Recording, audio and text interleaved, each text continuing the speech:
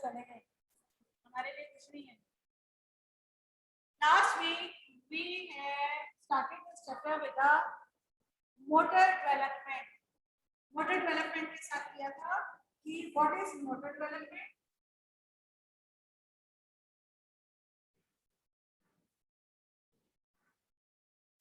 Very short form में बताऊंगी। Motor development का बताया था इसका movements of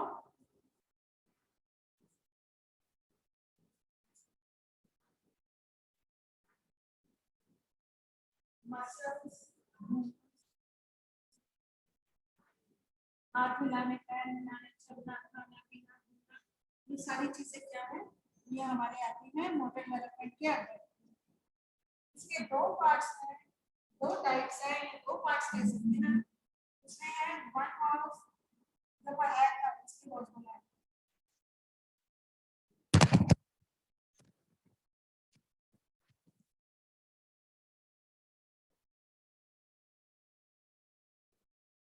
One was gross motor development or another was fine motor development. Gross motor में लॉन्ग मसल्स जो हैं, बिग मसल्स जो हैं तुम्हारी बॉडी की, वो यूज होती हैं, ठीक है, जैसे वॉकिंग में, हैंड्स में हमारी। फाइन में स्मॉल और very small muscles are involve, ठीक है।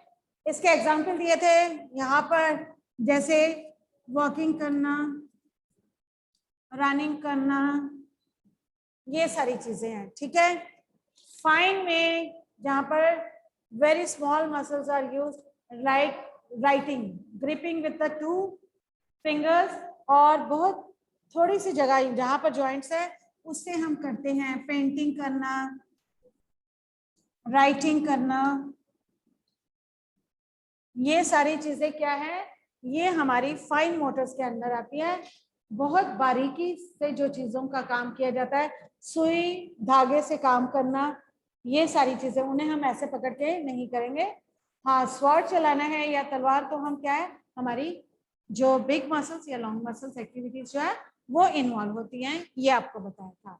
उसके बाद बताया था चिल्ड्रन की डेवलपमेंट कैसे होती है, हम उसे किस किस स्टेजेस में वो किस तरीके से काम करना शुरू करता है एक बच्चा, और जब तक वो एडल्ट या मैच्योर या स्टेज ऑफ टीन एज तक पहुंचता है, क्योंकि उसके बाद तो नॉर्मलाइज वही condition through out the time रहती है, जब तक हमारी बॉडी जो है वो डिटेरियोरेट या डाउनवर्ड होनी ना शुरू हो जाए, ठीक है। क्योंकि एक हमारी लाइफ का ग्राफ है इस तरीके से, बचपन से हम जवानी तक आते हैं, ठीक है, जहां पर हम 40 कह सकते हैं, 45 भी जेंट्स में।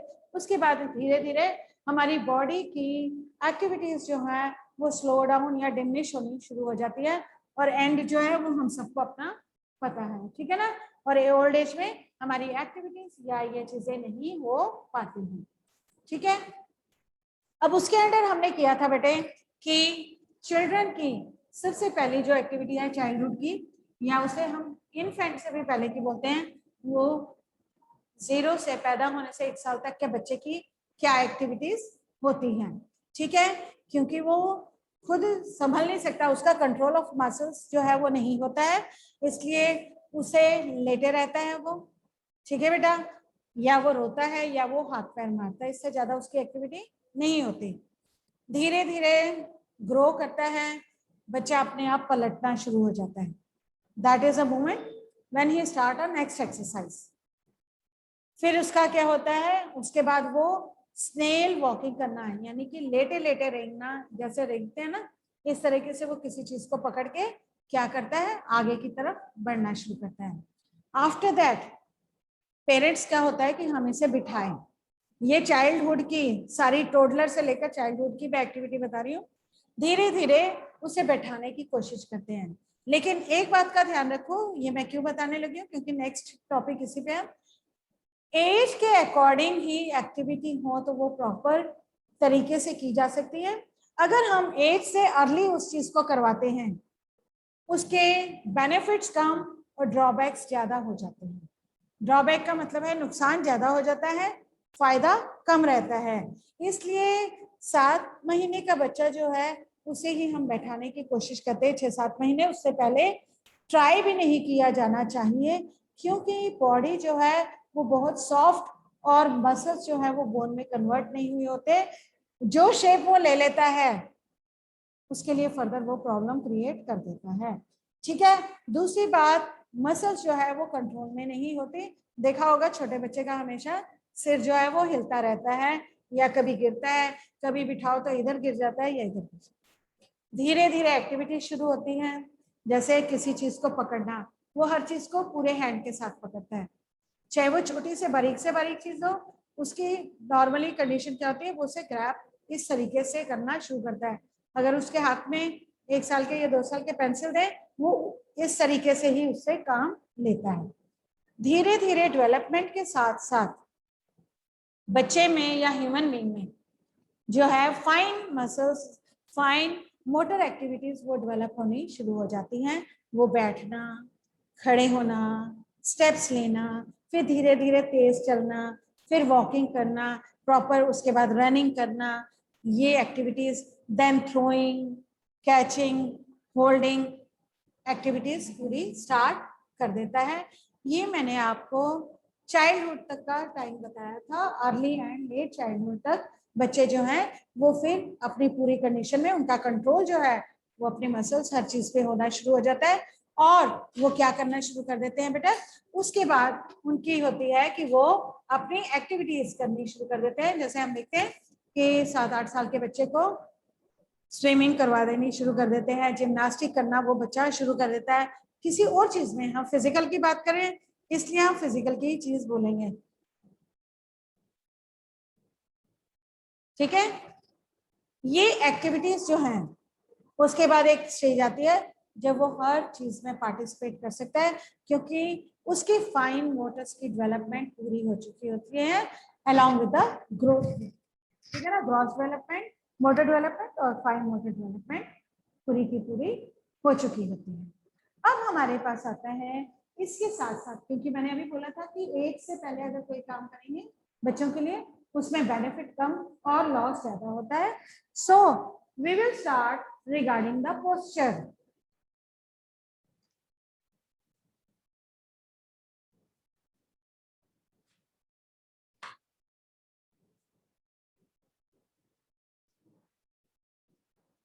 ये वर्ड आपने बहुत बार सुना है, what is posture?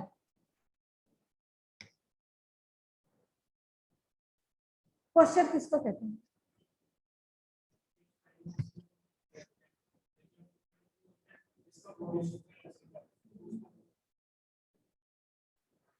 Mechanical efficiency to balance your body, to pay a less stress on the body। अगर हम सही तरीके से पोस्चर में बैठे हों, खड़े हों, तो क्या होता है, हमें थकान कम होती है, हमारी मसल्स पर स्ट्रेस कम होता है।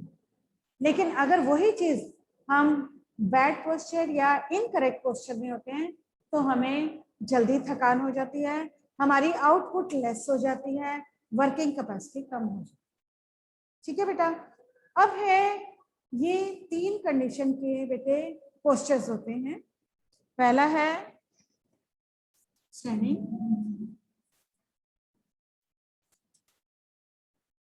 Second one is sitting, third one है लेटने। ये हमारी हर चीज पर बहुत ज्यादा निर्भर करता है और ये हमारी हर रिफ्लेक्शन को देता है। पोस्चर जो है वो इतना इंपॉर्टेंट है हमारे लिए, इसके एडवांटेजेस इतने ज्यादा हैं कि ये हमारे लिए बहुत ही बेटर चीज सिद्ध होती है। इसलिए कहते हैं बचपन में ही रेक्टिफाई कर देना चाहिए, बच्चे को सही कर देना चाहिए, ताकि उसकी आने वाली कंडीशंस जो हैं या आने वाला टाइम में उसे प्रॉब्लम्स ना फेस करनी पड़े। ठीक है। अब इसके एडवांटेजेस क्या क्या होते हैं बेटा? ठीक है, एडवांटेजेस या मेरिट या बेनिफिट्स कुछ भी हम वन एंड द सेम। ठीक है।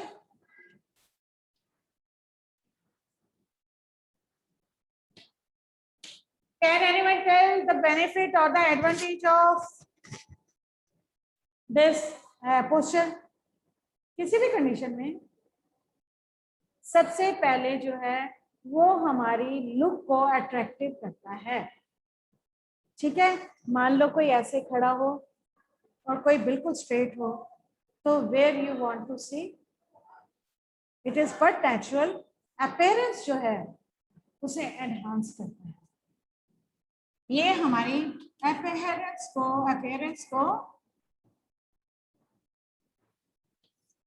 एनहांस करता है, मतलब बढ़ाता है, रिफ्लेक्शन गुड देता है, and we get the good response, जिसके कारण हमें स्ट्रेस कम, खुशी ज्यादा होती है, which build our self confidence. ठीक है, सेल्फ कॉन्फिडेंस जब हमें आता है तो हमारी लर्निंग जो है, because we are happy, we get the more thing and give the output more. ठीक है बेटा, इस चीज का ये हमारी हेल्थ को प्रॉपर रखता है, ऑब्वियसली रिलेटेड टू हेल्थ है। अगर हम सही नहीं होंगे, थकान ही रहेगी हर टाइम, तो हमारी आउटपुट तो स्लो ही होगी ना बेटा, या हम करेंगे नहीं, या इरिटेट रहेंगे, या उसका क्या होता है, नेगेटिव रिस्पॉन्स होते हैं, जो हमारी पर्सनैलिटी को डिक्रीज करने में सबसे ज्यादा हेल्पफुल होते हैं। Personality of a person enhance by the good posture. ठीक है ना बेटा, ये हमारे द्वारा अच्छे पोस्चर की सबसे पहली निशानी है कि यह हमारी अपीयरेंस को रिफ्लेक्ट करता है, पर्सनैलिटी को रिफ्लेक्ट करता है, अपीयरेंस को एनहांस करता है, अट्रैक्टिव हमें बनाता है। उससे क्या होता है, we gain a self confidence. ठीक है, उसके बाद क्या होता है, हमें सेल्फ कॉन्फिडेंस आना शुरू होता है। उसके बाद हमारी हेल्थ जो है वो गुड रहने के बाद मैक्सिमम आउटपुट हम देते हैं, आउटपुट जो है वो हमारी ज्यादा से ज्यादा आनी शुरू हो जाती है। Is it audible to you all बेटा, जो सुन रहे हो? शशांक, कुछ समझ आ रहा है बेटे? Unmute yourself and give me the answer. Unmute yourself and give me the answer. Are you hearing Shashank? Samriddhi? No response.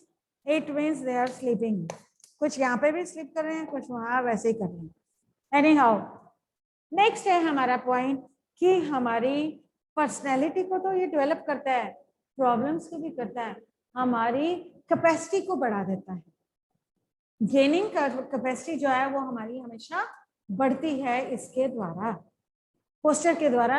ये इतना अच्छा रोल प्ले करता है हमारे लिए जिसका हमने कभी भी ध्यान नहीं दिया। We never thought of this thing. जबकि आपने ये जरूर किया होगा, हीरो को जब देखते हो या हीरोइंस, देन यू फील कि मेरी फिजिक ऐसी होनी चाहिए, मुझे ऐसे चलना चाहिए, या ऐसे जो है मॉडल्स जो है उनका जब हम देखते हैं शो, तो वी फील कि yes, what a height, what a personality. We usually correlate this both the things together, करते हैं ना बेटा। अब डिसएडवांटेजेस क्या है और कैसे आती हैं? समटाइम्स हमारा posture due to some injuries, due to some accident, due to some diseases गलत हो जाता है हमारा पोस्चर। उसमें है, अगर आप देखें तो हम हेल्थ एजुकेशन क्यों पढ़ते हैं बेटा? हेल्थ एजुकेशन के द्वारा हमें पता चलता है कि पेरेंट्स को भी अवेयरनेस रहती है, हम तो उस टाइम बच्चों को ये पता नहीं होता है, why to take the vaccinations, why to take the boosters. बेचारे एड बार बार आती है पोलियो की 2 ड्रॉप, उसका क्या रीजन है? Because it effects on your bones. और आम तुमने देखा होगा पोलियो वालों की लेग्स का प्रॉब्लम होती है, जिसके कारण या शॉर्टन हो जाती है या कुछ और हो जाती है, या उनकी चाल में हमेशा परमानेंट खराबी रहती है, विच सेल्फ कॉन्फिडेंस को लूज करवाते हैं उनके। उसकी इसमें अगर सेल्फ एस्टीम को बढ़ाता है तो उसमें सेल्फ एस्टीम डाउन हो जाती है, हमें शर्म आती है। कई बार अपने आप में ही सेल्फ जो है वो हेजिटेशंस रहती है दूसरों से बात करने में, कहीं जाने में, हम अवॉइड करते हैं। हम इसमें सोशली जितने इन्वॉल्वमेंट रहती है उसमें हम लेस से लेस इन्वॉल्वमेंट शो करते हैं, because we feel our inferiority complex is there in maximum people, not in all. ठीक है, इसलिए वो अवॉइड करते हैं सोशल किसी भी गैदरिंग में या जाने से। ठीक है ना, लाइफ जो है वो कंपैरेटिवली उनकी डाउन या मिजरेबल हो जाती है, क्योंकि वो उसके कारण उनके मन में कई तरीके की ऐसी चीजें आ जाती हैं जो उन्हें आगे बढ़ने से रोकती हैं। ठीक है बेटा, इतनी बात आ गई समझ में? Is it clear to you all बेटा? कि पोस्चर, अब मेन थिंग है कि पोस्चर जो है उसमें डिफॉर्मिटीज क्या होती है, ये क्लियर है बेटा?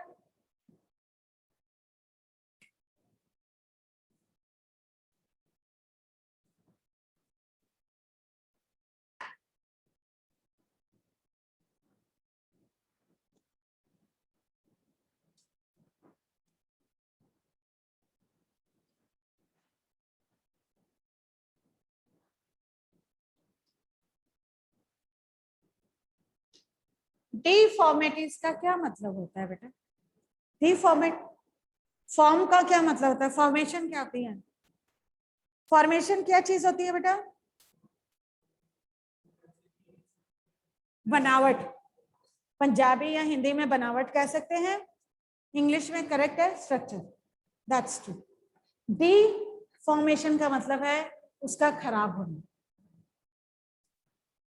फॉर्मेशन, डिफॉर्मेशन, उसका खराब होना, सही रूप का रूप ना होना, दैट इज डिफॉर्मेशन। ठीक है, अब आज आपको मैं इसमें से पहला वाला करवा देती हूँ। वैसे तो इसकी हैं कल 3 करवाएंगे क्योंकि टाइम के अकॉर्डिंग एक ही चलेगा आज। आपने नॉर्मली देखा होगा डिफॉर्मिटीज में बेटा कुछ स्पाइनल कर्वेचर की होती है हमारी बैक में, ठीक है, कुछ नॉर्मल है। उसमें पहली है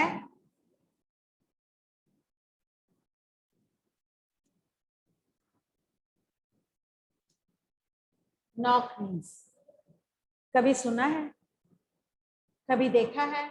देखा होगा लेकिन सुना नहीं होगा, इसलिए उसका थोड़ा सा हम वो करें।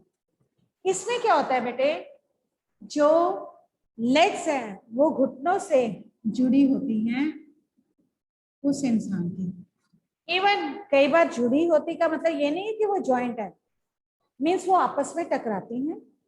हड्डी की फॉर्मेशन जो है वो थाइस से इनवर्ड को होने के कारण और नीज से नीचे वो आउटवर्ड को होती है।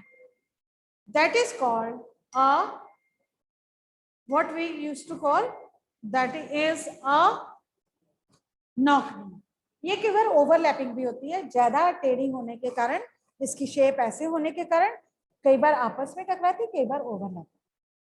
अब इसमें क्या है, इसमें प्रॉब्लम्स क्या क्या आती हैं ऐसे। सबसे पहले तो पर्सनालिटी खराब होगी, हाइट शॉर्टन होगी, अगर वही सीधी होती तो उसकी शायद हाइट लंबी होती। दूसरी चीज क्या है, हिंड्रेंस। ठीक है, ऑब्स्टिकल है इसको वॉकिंग में, रनिंग में। ठीक है ना बेटा, चल नहीं सकता प्रॉपरली, वो दौड़ेगा कैसे? लेग्स ऐसे हैं, वो अगर दौड़ने की भी कोशिश करेगा तो थोड़ी देर बाद वो ट्रिपल कर जाएगा और वो गिर जाएगा। अगर वो बहुत संयमता से करेगा तो वो इतना स्लो होगा कि उसकी वो रेस में काउंट नहीं हो। दोनों चीजें, यानी कि वो इन एक्टिविटीज से परे रह गया, वो नहीं कर पाए। ठीक है ना बेटा, नॉर्मल भी लाइफ जो है उसमें भी उसकी वर्किंग कैपेसिटी जो है वो कम हो जाए, स्पीड नहीं होगी, टाइमली काम नहीं होगा, इरिटेट होगा, स्ट्रेसफुल रहेगा। ऐसा इंसान, हम भी ऐसे ही करते हैं ना, जब हमें आउटपुट करने की क्षमता है लेकिन हम नहीं कर पाते या हमसे बार बार करने से वो काम नहीं होता, हम नॉर्मल इंसान भी इरिटेट हो जाते हैं। ठीक है ना, इसी तरह इनका है। Now what are the reasons, causes क्या क्या है? इसका बाय बर्थ हो सकता है। इसीलिए आपने now you are a mature children, तो आपने आम सुना होगा कि ड्यूरिंग प्रेगनेंसी मदर को प्रॉपर फूड लेना बहुत ही जरूरी है for the growth and development of a child, कि वो जब दुनिया में आए तो वो एक अच्छे सही तरीके से उसकी अपीयरेंस हो, ताकि कुछ कमियां गॉड की तरफ से होती हैं, कुछ एक्सीडेंटल या हम कह सकते हैं ड्यू टू सम वे हो सकती हैं, लेकिन कुछ हमारे द्वारा भी होती हैं। इसमें बाय बर्थ होती हैं, माल न्यूट्रिशन के कारण होती है। माल न्यूट्रिशन क्या होता है बेटा? जिसमें कमी होनी, न्यूट्रिटिव फूड्स ना मिलना, बैलेंस डाइट बोलते हैं ना, या आम जो है वो आजकल रिवाज होने के रिवाज का एरा ही ऐसा चल रहा है कि we never bother about the food, कुछ भी उसमें हमें जंक फूड जो है उसने 75% हमारा एरिया गेन कर लिया, जिसके कारण हमें प्रॉब्लम है। ये सिर्फ इस पे नहीं है, बर्थ टाइम या माल न्यूट्रिशन होने के कारण मोटर प्रॉब्लम भी रहती है, माइंड की भी रहती है, मेंटल भी, इंटेलेक्चुअल प्रॉब्लम्स भी रहती हैं। इसलिए तीसरा है डिजीज, चौथा है एक्सीडेंट। अब एक्सीडेंट वर्ड बोलते ही पता क्या होता है, हमारे माइंड में सिर्फ एक ही आता है, व्हीकल्स का टकराना, हम उसे एक्सीडेंट प्रोमिनेंटली मानते हैं। Accident means any type of mishappening, वो एक्सीडेंट के अंदर ही आती हैं। किसी भी तरीके से, कई तरीके से ऐसे होता है जब हम क्या करते हैं, प्रॉब्लम क्रिएट करते हैं। देन विटामिन डी की कमी जो हड्डियों के लिए बहुत जरूरी है, vitamin D, lack of calcium. Early stage में जो मैंने अभी बात बताई थी ना, अर्ली स्टेज में बच्चे से वॉकिंग करवानी, बाहर देख के उसका बच्चा तो चल रहा था, मेरा क्यों नहीं चल रहा है, एज है नहीं है उसे खड़े करने की ट्राई करनी, ये बहुत एक्टिव है, ये तो कर लेगा, खड़े होके दिखाओ, excitement to the parents and it leads a problem to the children. उससे क्या होता है, अर्ली जो है अर्ली स्टेज में एक्टिविटी करवानी बिफोर द एज, ठीक है, अर्ली का मतलब यहाँ पर है, उससे क्या है, ये प्रॉब्लम्स आती हैं कि बच्चा जो है वो एक्टिविटी को नहीं कर पाता और उसकी फॉर्मेशन जो है वो गलत हो जाती है। कई बार ओवरवेट होता है बच्चे का, एज के अकॉर्डिंग भी ओवरवेट, सॉरी, और ओबेसिटी इज देयर, ओवरवेट से आगे ओबेसिटी की कंडीशन होती है। हम कई बार काफी देखते हैं हॉक्स चाहे हों चाहे वैसे वीडियो देखे हैं जिसमें 10 साल का बच्चा या 8 साल का बच्चा या 6 साल का बच्चा या 5, कितने बड़े बड़े और मोटे मोटे, ताकि उसे हेरिडिटरी भी है, बर्थ भी है, ये सारी चीजें उनमें मोस्टली इंक्लूड होती हैं, जिससे उनको परेशानी होती है और बीमारियों की तरफ they are prone to the problems. अब इसकी रेमेडीज क्या है, अगर बीमारी है तो उसकी रेमेडीज भी हैं, करेक्टिविटी जिसे कह सकते हैं, ठीक कैसे किया जा सकता है अप टू सम एक्सटेंट, कई पूरी ठीक हो जाते हैं, कई कुछ एक्सटेंट तक हम उनको कर सकते हैं। आज हम नॉकरीज के बारे में जैसे बात कर रहे हैं बेटा, इसमें सबसे पहले है कि बच्चा जब छोटा होता है ना, चलना शुरू करता है, it is a duty of the parents and the elders to note how that child is sitting, walking और लिविंग। उसके पोस्चर को उस समय अगर ठीक कर दिया जाए तो वो बहुत हद तक ठीक हो जाता है। ऐसी अगर प्रॉब्लम है तो उसके लिए जो करेक्टिविटी है वो है बेटा आसन से, योगा के कुछ जिन्हें कराना चाहिए। दूसरा है, हाँ जी, इसीलिए तो बैठा इतनी देर से, and you are not doing anything. उसके बाद है बेटा पिलो रखना, जब नॉक नहीं होती है ना, इसको गैप देना होता है, इसलिए बेटर है जब बच्चा सोता है या बैठता है या टांगे लंबी करते, तो बेटर है उसकी दोनों नीज के बीच में मोटा सा पिलो या कोई ऐसी सपोर्टिव चीज रखो। पिलो का मतलब यही है कि कोई सॉफ्ट और ऐसी चीज उसके बीच में रखो ताकि उसकी लेग्स जो है थोड़ी थोड़ी गैप होना। ठीक है, बहुत रिच है तो हॉर्स राइडिंग करवाएं बच्चे को। अब हॉर्स राइडिंग का क्या इसमें काम है ना, क्योंकि उसकी सिटिंग जब होगी तो उसकी लेग्स को गैप है। प्रॉपर डाइट, ठीक है, प्रॉपर डाइट जो है वो बहुत जरूरी है बच्चे को एट द एज ऑफ, ठीक है ना, कुछ एज के बाद तो वो अपनी मर्जी करते हैं, under the control of the parents है, तो उसकी डाइट का, उसका मिल्क, प्रोटीन्स, कार्बोहाइड्रेट्स, ये सारी चीजें जो हैं और विटामिन जो रिक्वायर्ड है हमारी बॉडी के लिए, उनको करना बहुत ही जरूरी। अब मुझे नहीं लगता कि ये तुम्हें भूल जाएगा किसकी क्या प्रॉब्लम है या क्वेश्चन। ठीक है, सेकंड कल करेंगे क्योंकि रह गए हैं 2 मिनट। ठीक है बेटा, तो उससे पहले मैं बता दूं तुम्हें, सेकंड है कल हम जो करेंगे that will be a flat foot, जो आम लोगों को पता ही नहीं चलता है। पोस्चरल डिफॉर्मिटी में एक और बात बता दूं, कॉजेज में फैशन बहुत अधिक रोल प्ले करता है। हर डिफॉर्मिटी में जो फैशन है वो बहुत बड़ा रोल प्ले करता है तुम्हारी बॉडी के स्ट्रक्चर को खराब करने में। अब मैं उसका एग्जाम्पल तुम्हें दे देती हूँ बेटा, क्योंकि हम नॉर्मली बोलते भी हैं, लेकिन वो है कि बच्चों को या नॉर्मल लोगों को होता है ऐसे ही बोल रहे हैं, लेट देम स्पीक या कुछ है। हीरो ने टाइट शर्ट पहनी थी इसलिए हमने टाइट शर्ट पहनी है। हमारी बॉडी को प्रॉपरली ग्रोथ करने का या डेवलप होने का टाइम ही नहीं मिलता, हम टाइट पहनेंगे, ऑब्वियसली स्ट्रक्चर की फॉर्मेशन गलत होगी। टाइट पैंट पहननी है जो पीछे बहुत ज्यादा चली थी, लो वेस्ट टाइट पैंट, जिसके कारण टांगे खुली करके बॉयज का मूवमेंट थी, और बार बार पैंट को ऊपर करना, पॉकेट में हाथ डालना, इससे क्या है, तुम्हारे चलने में तकलीफ है, माइंड की कंसंट्रेशन जो है वो। अगर बच्चों को कहते थे ना बेटे बेंड होके ये उठाओ, no ma'am pant low waist है और नीचे चली जाएगी, और हंस पड़ते थे, what's that, this is not for us.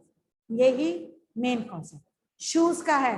उस हीरो ने क्रोकोडाइल या वी शेप शूज डाले थे, मैंने भी वैसे ही लेने हैं, वैसे ही परचेज करने हैं और उसी पर मैंने लेना है।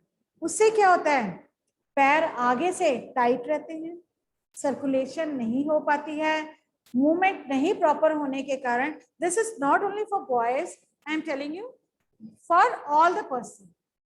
हील अगर डाली है, स्टिलेटोस डाले हैं, ब्रॉड हील डाली है, फ्रंट से टाइट है, तो हमारी चाल जो है वो खराब हो जाती है।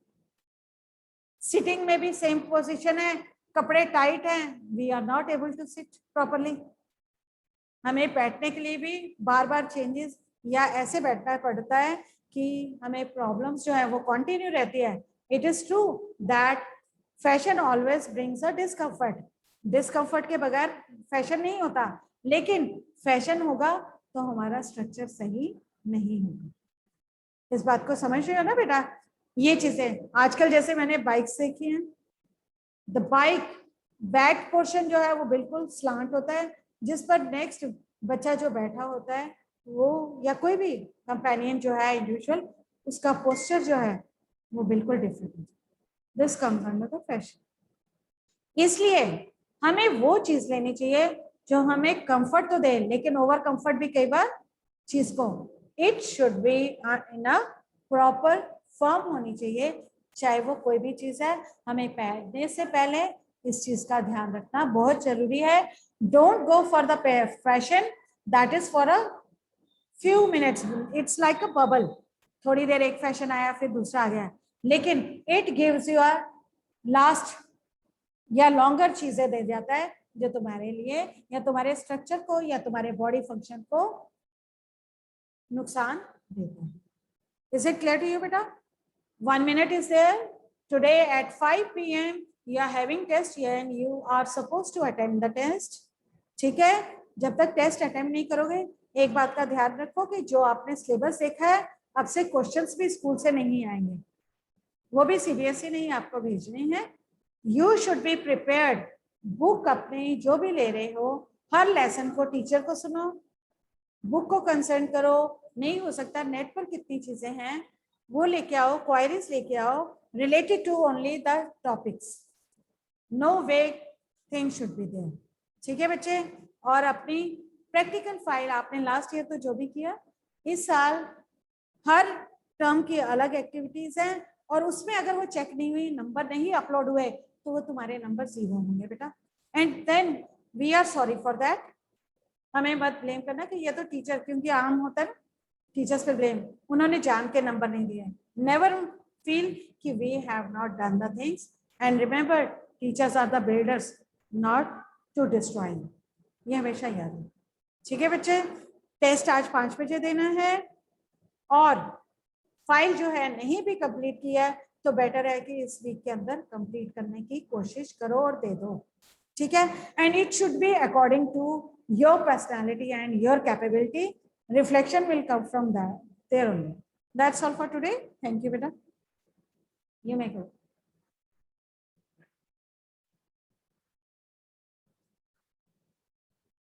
जाओ बच्चे,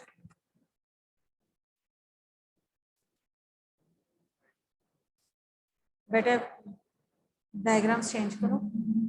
ठीक है, उसके ऊपर डायग्राम बना के, या वो तो मेरे को लगता है पेंसिल से आपने बनाया ना, उसे चेंज करो। ठीक है बेटा, अपनी फाइल को, सिस्टर है आपकी, उससे हेल्प लो, not in writing, just to guide, take the guidance and make a proper file. वो फाइल नहीं है, अगर वो देखेंगे